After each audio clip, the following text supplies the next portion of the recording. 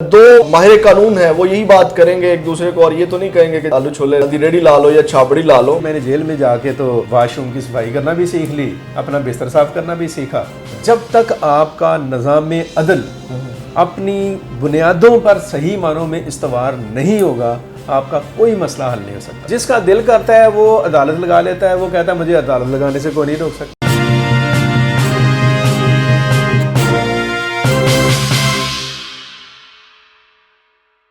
अस्सलाम वालेकुम, मैं हूं गुलाम रसूल भट्टी और आप देख रहे हैं अशरफ सुहेल ऑफिशियल, और मेरे साथ मौजूद हैं अशरफ सुहेल साहब। नाज़रीन इकराम, ऑडियो लीक्स का जो सिलसिला है वो जो है वो थमने का नाम नहीं ले रहा। एक और ऑडियो जो है वो आ गई है साबिक चीफ जस्टिस साकिब निसार और ख्वाजा तारिक रहीम साहब की।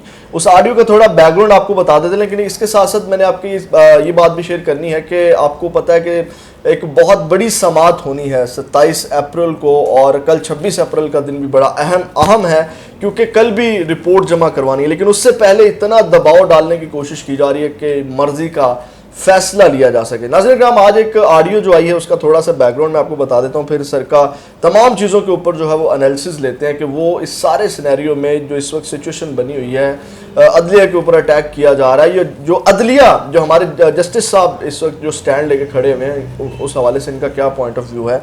तो नाज़रीन इकराम, जो आज ऑडियो आई है उसमें चीफ जस्टिस साहब बातचीत कर रहे हैं ख्वाजा तारिक रहीम साहब के साथ, और उनसे वो उनको मशवरा दे रहे हैं कि किस तरह तौहीन अदालत लगाई जा सकती है, या कौन कौन सी शिक क्लॉज आपको जो है वो पढ़नी चाहिए तो आपके दलाइल जो है बड़े मजबूत हो सकते हैं। ये एक सिंपल सी मैं आपको यही कंटेंट और मवाद है, उसमें वो हवाला दे रहे हैं अपनी 2010 का, और उसमें जो सोमोटो लिया हुआ था यही वो चीज़ें, और मशवरा दे रहे थे सिर्फ वकील को। और दो माहिर कानून है वो यही बात करेंगे एक दूसरे को, और ये तो नहीं कहेंगे कि जनाब आप आलू छोले रेडी ला लो या छाबड़ी ला लो। तो माहिर कानून को मशवरे देगा, तो इतना मेरे पॉइंट ऑफ व्यू से कोई इतना मसला नहीं है।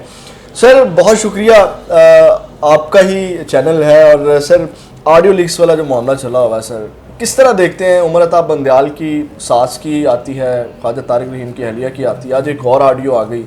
ये कोई असर डालेगी सर जो 27 अप्रैल को या इलेक्शन के हवाले से जो मामला चल रहा है, चीफ जस्टिस साहब को कोई बैकफुट पर जाने पर मजबूर कर देगी अदलिया मुखालिफ मुहिम? अच्छा गुलाम रसूल, पहली बात तो ये है कि आपने ख़ुद ही माशाल्लाह अपने वो तमहीद में ही, अपने इंट्रो में ही इस मसले को मसला ही नहीं करार दिया, और आपकी नज़र में तो ये कोई ऐसी बात नहीं है कि अगर एक्स चीफ जस्टिस जौन से हैं वो एक सीनियर वकील के साथ गुफ्तगू करते हुए उसको बता रहे हैं कि तौहीन अदालत कैसे लग सकती है, तो ज़ाहिर है वो यही बात करेंगे, कोई आलू छोलों की बात तो नहीं करेंगे। लेकिन असल में बात जो इससे पहले आपके नोटिस में आया कि जो मौजूदा सीजे हैं चीफ जस्टिस जौन से हैं उनकी सास साहिबा और यही जो कानूनदान हैं तारिक रहीम साहब, जी ख्वाजा तारिक रहीम, इनकी अहलिया, इनके दरमियान भी गुफ्तगू हो रही है, और उसमें वो पीटीआई के हवाले से बात कर रहे हैं और आर्मी के बारे में ख्वाहिश का इज़हार कर रही हैं कि मार्शल लॉ लग जाए इस हुकूमत से तो बेहतर है, और पीटीआई के जलसे में इतने लोग थे और मैंने उनको कहा ये वे। अब बात सर मसला ये कोई नहीं है, ये रूटीन की गुफ्तगू है। जब ख़वातीन आपस में बातें करेंगी तो ज़ाहिर है कोई ना कोई तो बात होगी, जब बात होगी तो कोई ना कोई बात होगी, उसको रिकॉर्ड अगर कर लिया जाता है और उसको फैला दिया जाता है तो वो एक अलग इशू है। इसी तरह से अगर एक कानूनदान और एक्स जस्टिस जो उनसे हैं वो बात करते हैं तो इसी किस्म की गुफ्तगू करेंगे अपने प्रोफेशन के हवाले से। बट पॉइंट इज़ दैट कि ये जो रिकॉर्डिंग्स हो रही हैं और ये जो गुफ्तगू हो रही है, और मुल्क की जो सबसे बड़ी अदालत है सुप्रीम कोर्ट ऑफ पाकिस्तान जो है, उसकी जो एक्टिविटी हैं और उसका जो एक्सप्रेशन और इम्प्रेशन है, और जो रिमार्क्स हैं जज साहिबान के और चीफ जस्टिस साहब के, और उसके ऊपर हुकूमत का जो टेलिएशन है, इन सारी चीज़ों का एंड रिजल्ट क्या है? एक बात तो ये ठीक है। दूसरी बात जो उनसे ये है कि ये सारा क्यों हो रहा है। क्या आपको ऐसा नहीं महसूस हो रहा कि जैसे हर बंदा ही शुतर बेमहार हुआ है? जिसका दिल करता है वो रिकॉर्डिंग कर रहा है, वो कह रहा है मुझे रिकॉर्डिंग करने से कोई नहीं रोक सकता, बड़ा हम वो कोई भी हो। जिसका दिल करता है वो अदालत लगा लेता है, वो कहता है मुझे अदालत लगाने से कोई नहीं रोक सकता, और जिसका दिल करता है वो अदालत के ऊपर हमलावर हो जाता है, वो कहता है मुझे इससे कोई नहीं रोक सकता। बिल्कुल ठीक। एक मुल्क है, एक स्टेट है, एक रियासत है, एक उसके अंदर हुकूमत है, लेकिन यूँ लगता है कि रियासत के जो इदारे हैं वो आपस में टकरा रहे हैं, वो अपनी आइनी हदूद को नाम आइन का ले रहे हैं, नाम कानून का लिया जा रहा है, लेकिन आइन और कानून का नाम लेकर आइन और कानून के साथ खिलवाड़ करने की कोशिश की जा रही है फ्रॉम ऑल साइड्स। ठीक है, आप किसी एक को नहीं इसके बारे में कह सकते। दुख और तकलीफ की बात जो सी है वो एक पाकिस्तानी के लिए और जो संजीदा और फहमीदा हल्के हैं उनके लिए वो ये है कि एक वक्त तक तो ये जो कन्फ्रंटेशन थी और ये जो इख्तलाफ राय था और इख्तलाफ बराए इख्तलाफ जब ये बदल गया तो ये था सियासी हद तक, ठीक है, सियासी जमातों की हद तक। अब इसका फैलाव जो सा है, इसका जो दायरा कार है वो बदकिस्मती से बड़े ही आप कह लें कि नस कैंसर की तरह से वो फैल रहा है। उसमें अदलिया भी आ गई है, उसमें पार्लियामान भी आ गई है, उसमें ऐवान सदर भी आ गया, ठीक है, उसमें सियासी जमातें भी आ गई हैं, उसमें कानूनदान भी आ गए हैं, उसमें एक्स जस्टिस भी आ गए हैं। ये जो साइन है it is a horrible sign Pakistan के लिए, पाकिस्तान के तमाम मामलात के लिए, ठीक है, पाकिस्तान के इंटरनल इश्यूज़ के लिए और पाकिस्तान के एक्सटर्नल इश्यूज़ के लिए, तमाम हवालों से ये बड़ी खौफनाक और ख़तरनाक सूरत हाल है। हमें और आपको और हर उस शख्स को जिसके दिल में मुल्क का और कौम का, आम आदमी का और इस मुआशरे का और इस मुल्क की जो इंटीग्रिटी है और इस मुल्क की जो स्टेबिलिटी है और इस मुल्क की जो बका है उसका एहसास और दर्द है, उसके लिए बहुत तशवीश की बात है। ठीक है सर, अभी ये जो सारी सूरत हाल चल रही है, सारी चीज़ें जो इस वक्त चल रही हैं, आप क्या समझते हैं हमारा जो निज़ाम अदल है, जो इंसाफ के इदारे हैं, सुप्रीम कोर्ट उसको ही मुतनाज़ा बना दिया गया है चीफ जस्टिस को, या सुप्रीम कोर्ट के जो जजेस हैं, आप क्या समझते हैं क्या जो है वो इम्पेक्ट पड़ेगा या क्या असरात होंगे? क्योंकि पहले ही हमारे बहुत जाके वो लंबी फहरिस्त में नीचे जाके नाम आता है कि हमारे जो इंसाफ का निज़ाम है वो कहाँ खड़ा हुआ है।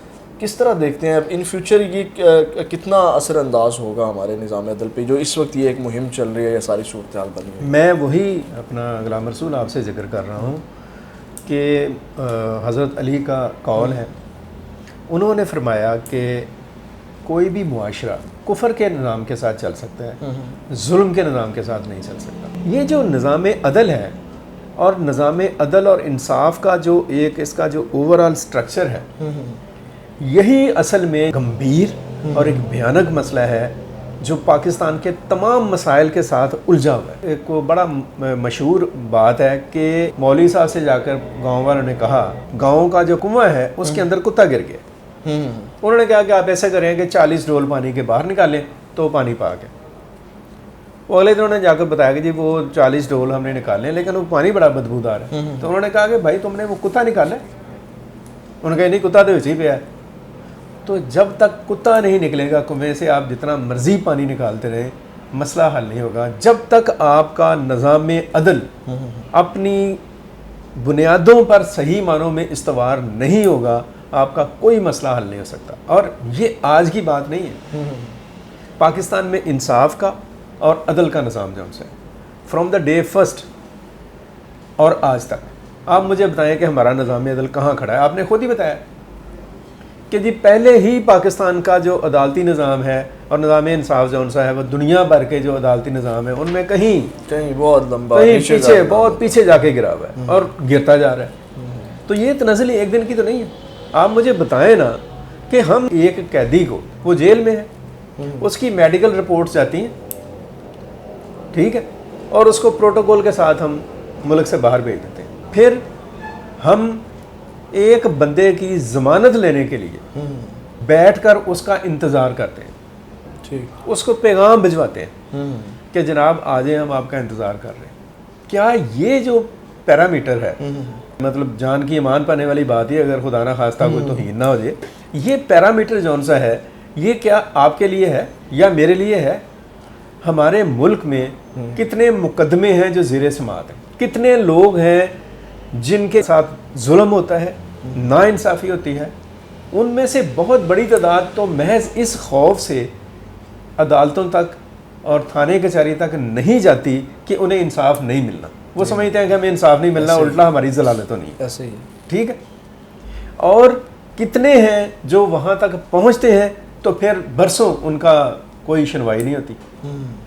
यहाँ पे हम बड़ा शौक से बताते हैं, हम ये भी कहते हैं जी मैंने जेल में जाके तो वाशरूम की सफाई करना भी सीख ली, अपना बिस्तर साफ़ करना भी सीखा, और हम ये भी कहते हैं कि जनाब मैंने अदालत में नहीं जाना। पुलिस आपको पकड़ने के लिए जाती है तो आपका जो ज़मान पार्क है वो एक नो गो एरिया बन जाता है। आप अदालत में जाते हैं तो हज़ारों लोगों के गिरोह के साथ जाते हैं, एक गौल लेकर जाते हैं। और आपके सामने है USA में डोनाल्ड ट्रंप पेश हुआ है अदालत में, तो कितने लोग थे उसके पास? उसके साथ कोई भी नहीं था, अकेले के। क्योंकि वहाँ पे एक कानून की बालादस्ती है। और याद रखें, जब तक इस मुल्क में कानून की बालादस्ती को हकीकी मानों में नाफज नहीं कर दिया जाएगा, कानून जौन सा है नवाज शरीफ से इमरान खान और इमरान खान से मरियम, मौलाना फजल रहमान से शहबाज शरीफ और शहबाज शरीफ से आसिफ जरदारी तक और आसिफ जरदारी से एक आम कॉमन पाकिस्तानी तक, सबके लिए ला जौन सा है वो एक जैसा नहीं होगा। उस वक़्त तक पॉसिबल ही नहीं है कि आपके मुल्क के अंदर ये खेल बंद हो जाए। ठीक है सर, आपने बड़ी सारी गुफ्तगू जो कर दी, जो सवाल मैं पूछना चाह रहा था आपने काफ़ी हद तक चीज़ें जो हैं वो कवर कर ली हैं जी। लेकिन मैं उस एक नुक्ते के ऊपर भी आपकी अलग से भी राय चाहूँगा कि अभी एक बहुत बड़ी समात चल रही है, एक बहुत बड़ा तनाज़ा जो मुहिम चल रही है, इसी हवाले से ऑडियोज़ आती हैं, पहले उमर अता बंदयाल की सास की, फिर आ जाती है जस्टिस साकिब और ख्वाजा तारिक रहीम की। लेकिन सर एक बहुत बड़े सहाफ़ी हैं, सीनियर सहाफ़ी हैं डॉक्टर दानिश साहब, वो ख़बर ब्रेक करते हैं कल में कि जनाब चीफ जस्टिस उमर अता बंदयाल की जो ऑडियो है वो तैयार करके रख ली गई है, टाइटल लगा लिए गए हैं, बस उसने आना है। और इसको आप किस तरह देखते हैं कि एक बड़ा अहम समात चल रही है, या जो चीफ जस्टिस हैं पाकिस्तान के, उनके बारे में आप देखें ना कि कैसी अजीब बात है कि एक जर्नलिस्ट है वो इंकशाफ कर रहे हैं कि चीफ जस्टिस ऑफ पाकिस्तान की ऑडियो तैयार हो चुकी है और वो किसी वक्त भी आ जाएगी, किसी वक्त भी आ, बल्कि उसके बाद आनी उसकी की है। इससे बड़ा मैं कहता हूँ कि अगर ये इस मुल्क में कानून होता ना तो सबसे पहले वो जर्नलिस्ट को पकड़ लेते कि तुम्हारे पास ये कहाँ से चीज़ आई, तुम किस बिहाफ पर ये बात किस बिहाफ पे बात कर रहे हो, और वो उनको तो बाद में आप ग्रिप में लेते, ये सारा कुछ आता ही ना। जो जस्टिस साहब की सास साहिबा हैं, चीफ जस्टिस साहिबा की, और दीगर जो ऑडियो और वीडियोज़ आई, आप देखें आपकी अखलाकी गिरावट कहाँ तक जा चुकी है। मसला क्या है कि एक पार्टी है, एक ग्रुप है जो ये कहता है कि हमने इलेक्शन अभी नहीं करवाने, दूसरा है जो कहता है कि हर कीमत पर इलेक्शन होने चाहिए। ये जो दोनों पार्टीज़ हैं ना, इनमें जो खींचातानी है इलेक्शन कराने की और इलेक्शन ना कराने की, और इसके ऊपर जो पॉकेट्स बन गई हैं, कहीं एस्टेब्लिशमेंट खड़ी नज़र आती है तो कहीं जुडिशरी खड़ी नज़र आती है, कहीं पार्लियामेंट खड़ी नज़र आती है तो कहीं कानून नाफज करने वाले इदारे और इंतज़ामिया खड़ी हुई दिखाई देती है। इस सारे सिनेरियो जो उनसा इसका ये जो मंजरनामा है, इनमें से आप मुझे बताएं कि किसी एक की भी ये विल या विश है कि हम ये सारा कुछ वाकई अपने मुल्क के लिए या अवाम के लिए कर रहे हैं? ये सारे लोग अपने अपने मुफादात के लिए कर रहे हैं, अपनी अपनी खींचातानी के लिए कर रहे हैं, अपने इक़्तिदार के लिए कर रहे हैं। इक़्तिदार हासिल किया जाता है for the betterment of society and the state and for the sake of common people. लेकिन हमारा क्या सेक है, हमारा क्या प्रायोरिटी है? हम किस लिए ये सब कुछ कर रहे हैं? लूट मार। अभी भी हम बाज नहीं आ रहे। मुझे एक बात बताएं कि जो इस वक्त इलेक्शन नहीं करवाना चाह रहे हैं, अपने इक़्तिदार को तूल देना चाह रहे हैं, वो क्या करना चाह रहे हैं? वो अपने इक़्तिदार को प्रोलॉन्ग करना चाह रहे हैं। उनकी ख्वाहिश है कि कोई चांस ऐसा लग जाए, कोई जैक ऐसा लग जाए कि जो पिछले एक साल की जो ज़लालत हुई है महंगाई की शक्ल में, उससे हमें कोई रिलीफ का कोई पॉइंट मिल जाए ताकि हम फिर इलेक्शन में जाएँ और जीतें। जो इलेक्शन कराने के लिए बज़िद हैं वो किस लिए बजते हैं कि उन्हें पता है कि अगर अभी इलेक्शन हो गए तो हम जीत जाएंगे। वो अगर जीत जाएंगे तो जीतने के बाद वो क्या करेंगे? उनके हाथ में कोई जादू की छड़ी तो नहीं है कि ऐसे करके खान साहब लाएंगे और कहेंगे जी इकॉनमी भी ठीक हो गई, दिफा भी ठीक हो गया, आम आदमी भी खुशहाल हो गया। वो यही कहेंगे। वो भी कहते हैं कि हमें भी देर लगेगी। अब वो अच्छा अभी उन्होंने तो वो क्या कहेंगे जी उन्होंने खजाने खाली कर दिए, आपने घबराना नहीं, डिफॉल्ट करके आपने परेशान नहीं होना। ठीक है ना? तो उन्होंने क्या किया आपने टाइम पे, ठीक है। ये क्या कर रहे हैं? आज भी एक आखिरी बात करके इस सारे सूरत हाल पे, आज एक दोस्त हैं सदीक जान साहब, माशाल्लाह बड़े एक्टिव नौजवान हैं, उन्होंने ही बात की थी ये जो ऑडियोज़ वाला मामला निकला हुआ है, इसके ऊपर सुप्रीम कोर्ट को जो है वो कोई कमीशन बनाना चाहिए या इसके ऊपर हरकत में आना चाहिए ताकि मामला रुकें। तो आप नहीं समझते सर ये जो सारी चीज़ें चल रही हैं हमारे इदारों को या जो बाकी जो भी जिनके भी अंदर ये चीज़ें आती हैं उनको हरकत में आकर के ऑडियोज़ वीडियोज़ वाला जो मामला है इसको रोकना चाहिए? मैं इसके ऊपर गुलाम रसूल ये बात कहूँगा कि इस मामले के ऊपर ना बहुत डिसाइसिव और पावरफुल मूव की ज़रूरत है। लेकिन सर आप एक ऐसी डिसाइसिव और पावरफुल और मूव, बड़ा मैं सेंसिटिव सा नुक्ता सर उठाना चाहूँगा, क्योंकि इल्ज़ाम आ रहा है, लोग कह रहे हैं या जितने भी दानिश्वर हैं, मुफक्कर हैं, तो वो सारे यही कह रहे हैं, क्लेम कर रहे हैं, और बल्कि बहुत सी चीज़ें जाके मिलती हैं, कहते हैं कि एजेंसियों का काम है रिकॉर्डिंग करना, ये सारी चीज़ें। तो ये बहुत बड़ा ब्लेम है एजेंसियों, और डेफिनेटली जो एजेंसियाँ हैं वो हुकूमत के अंडर आती हैं, तो एजेंसियाँ बेबस हैं, हुकूमत के कहने पे ये रिकॉर्डिंग्स करके उनको दे रही हैं। देखिए मैं वही बता रहा हूँ आपको बात कि इसके ऊपर को बहुत ही डिसाइसिव मूव की ज़रूरत है, बहुत ही स्ट्रॉन्ग, जिसमें कोई लचक नहीं होनी चाहिए। और वो वही वाली बात है कि अक्रॉस दी बोर्ड सबको एक तरह से ना खींच दे। इस मुल्क के अंदर जब अगर ऐसा ना हुआ तो मुझे दूर दूर तक यहाँ पे हालात जो उनसे है ना वो ठीक होते हुए दिखाई नहीं दे रहे। अब देखें ना, कोई बंदा पकड़ में नहीं आ रहा, कोई इदारा पकड़ में नहीं आ रहा। सुप्रीम कोर्ट की एक कानूनी हैसियत थी, एक इदारा था, अब उसकी जो अथेंटिसिटी है वो चैलेंज हो गई है। जजेस के दरमियान कन्फ्रंटेशन सामने आ रही है, उनके खिलाफ रेफरेंस आ रहे हैं। पार्लियामान एक कानून बना रही है तो सुप्रीम कोर्ट उसको कानून को सस्पेंड कर रही है। सुप्रीम कोर्ट एक जिसे कह लें कि फैसला कर रही है तो पार्लियामेंट सुप्रीम कोर्ट के जज साहब से 100 वोटों का इख्तियार वापस ले रही है। वो कानून बना के सदर साहब को भेजते हैं तो सदर साहब उस पर साइन नहीं कर रहे हैं। मतलब ये है कि कोई भी जगह ऐसी नहीं है। यहाँ पे तो एक बहुत, मैं बताऊँ आपको कि इन सब लोगों को ना हर जगह पे एक ऐसे डंडे की ज़रूरत है जो वाकई सच में जिसके अंदर मुल्क का दर्द हो या लोगों का दर्द हो। लेकिन मुझे नहीं समझ आ रही कि हम क्या करें और किधर जाएं, किसको कहें, किसको ना कहें, किस पर भरोसा करें। वो एक गाना है पुराना पाकिस्तानी, वो कहता है कि न जाने कैसा सफ़र है मेरा, जहाँ है मंजिल वहीं लुटेरा। आप मुझे बताएं किस पर एतबार किया जाए, किस पर एतबार किया? अदलिया से पार्लियामेंट और ऐवान सदर से सियासी जमातों तक हर बंदा अपनी हैसियत को खो चुका है और समझ नहीं आ रही कि यहाँ पे क्या होगा। इस्टेब्लिशमेंट अपनी जगह पे परेशान है, वहाँ पे अजीब किस्म की खबरें वहाँ से निकलती हैं, अजीब किस्म की बातें आती हैं, वीडियो लीक्स हैं, ऑडियो लीक्स हैं। एक तमाशा बन गया, ये मुल्क नहीं रहा, अजीब सा तमाशा बन गया है। डर लगता है, खौफ आता है। अल्लाह ताला आसानी पैदा करे सबके। बहुत शुक्रिया सर। इस नुक्ते के साथ नाज़रीन किराम इजाज़त चाहेंगे। एक ऐसे डंडे की ज़रूरत है जो इस निज़ाम को और इस आवाम के लिए जो बेहतरी ला सके। और उसके बाद सर ने एक बड़ी अहम बात की कि वो ये है कि इस्तेहकाम जो है वो बहुत ज़रूरी है तमाम चीज़ों में। अभी पता नहीं चल रहा क्या हो जाएगा, कोई ऑडियो आ जाएगी, वीडियो आ जाएगी, कोई फैसला नहीं माना जाएगा, कोई रेफरेंस आ जाएगा। मतलब एक अजीब सूरत हाल, बेयकीनी की सी सूरत हाल है।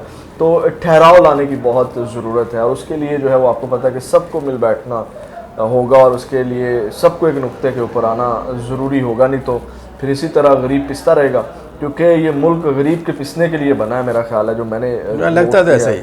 और तब तक गरीब पिसता रहेगा। अगली वीडियो में आपके साथ दोबारा मुलाकात होगी। अपना बहुत ज़्यादा ख्याल रखिएगा। अल्लाह ने